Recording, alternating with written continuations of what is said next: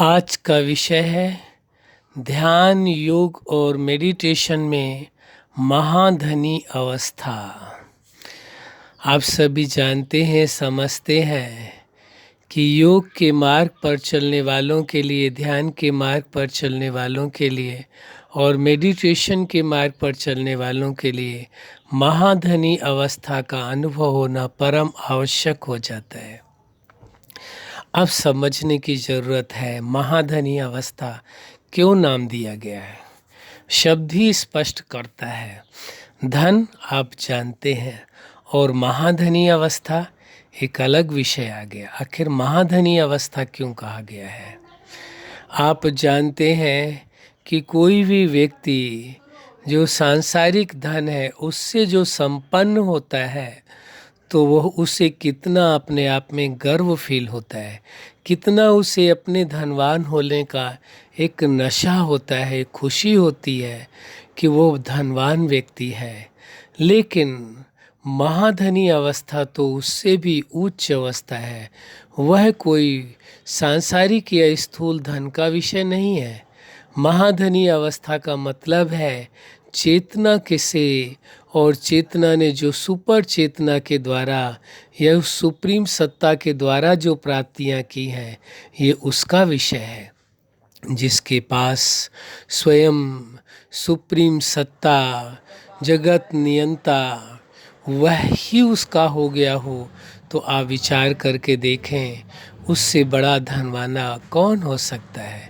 वही वास्तव में महाधनी है, जो कि सत्य को स्वीकार करके, अपने आप के स्वरूप को जान करके, चेतना के अस्तित्व को जान करके, चेतना के स्वरूप को जान करके, चेतना की विशेषताओं को जान करके, चेतना के गुणों को जान करके, चेतना के अधिकारों को जान करके और चेतना की होने वाली प्राप्तियों को जान करके और चेतना का उस सुप्रीम चेतना के साथ क्या रिश्ता है और क्या प्राप्तियां कर सकते हैं, उन सभी को जान करके जो जीवन में चलता है और वह संपूर्ण प्राप्तियां करता है, सुप्रीम सत्ता के समान हो जाता है, संपूर्ण प्राप्तियां कर लेता है, वास्तव में वही महाधनी अवस्था का अनुभव करता है।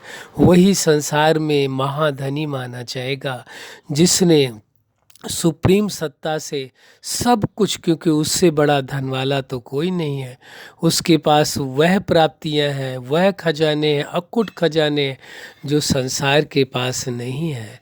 मनुष्य वही पाना चाहता है, उसी के पाने की उसे अभिलाषा है, चाहना है। कभी उसके पास संतोष रूपी खजाना है, कभी उसके पास शांति का खजाना है, प्रेम का खजाना है, सुख का खजाना है, आनंद का खजाना है, ज्ञान का खजाना है, शक्तियों का खजाना है, दया का खजाना है, क्षमा का है, करुणा का है, प्रेम का, अनंत खजानों से वो भरपूर है, असीम है। और उन जब सभी खजानों के आप मालिक बनते हैं, उन सभी खजानों से आप संपन्न बनते हैं या उस सुप्रीम सत्ता के समान बनते हैं, तो खजानों में भी आपके समानता आ गई, अधिकारों में भी समानता आ गई, उसके स्वरूप में भी समानता आ गई, सामर्थ्यता में भी समानता आ गई। जब हर बात में समानता आ गई, तभी कहा जाएगा कि आप धनी ही नहीं हैं, बल्कि आप महाधनी हैं। जिसके धन की कोई सीमाएं नहीं है, जिसकी प्राप्तियों की कोई सीमाएं नहीं है। आप धन को भी देखें, जो सांसारिक धन है, उस धन का उपयोग किस लिए होता है? शारीरिक व्यवस्थाओं को ठीक ढंग से चलाने के लिए, शरीर को सुव्यवस्था देने के लिए, अच्छे ढंग से सुख के साधन एकत्र करने के लिए धन का उपयोग होता है।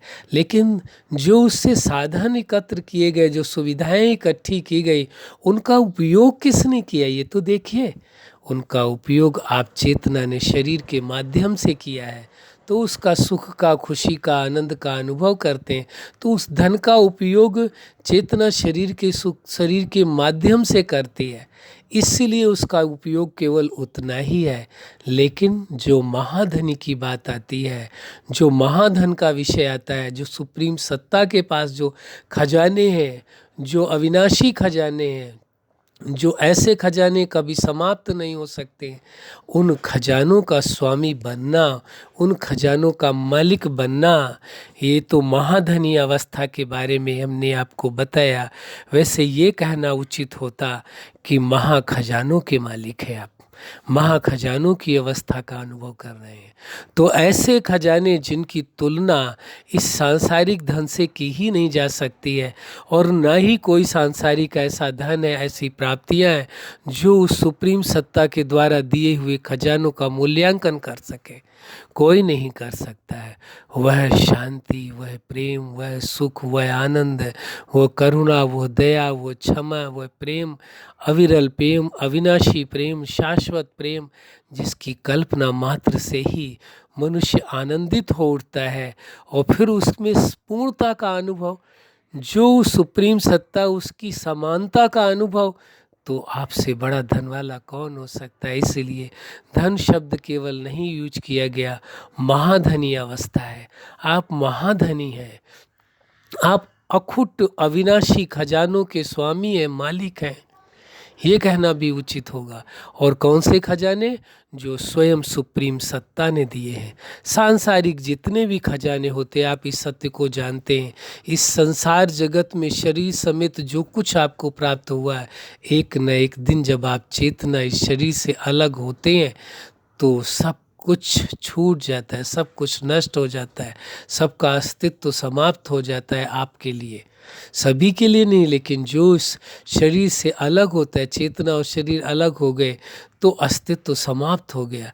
फिर ये सांसारिक वस्तुओं का कोई मूल्य नहीं रह जाता है, तो धन का भी कोई अस्तित्व नहीं रह जाता है।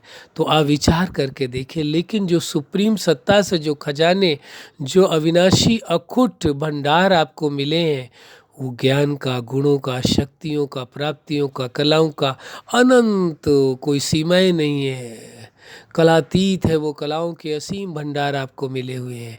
उन भंडारों में से विचार करके देखें, आप अनुभव करके देखें, क्या वो महाधन नहीं है?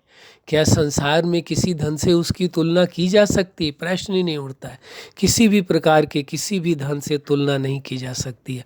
वह धन आपको प्राप्त है, इसीलिए महाधनी अवस्था कहा गया है। महाधनवान बनना नहीं है, महाधनी है आप, क्योंकि उस शाश्वत सुप्रीम सत्ता जो सर्व खजानों का स्वामी है, उसके आप समान बन गए हैं। उसने आपको अपना मीडिएटर बनाया है और आपके द्वारा सर्व खजानों को, सारी जगत को दे रहा है, देना चाहता है। तो कितना सुंदर अवसर है आपके पास। इसलिए महाधनी अवस्था का अनुभव करना परम आवश्यक हो जाता है।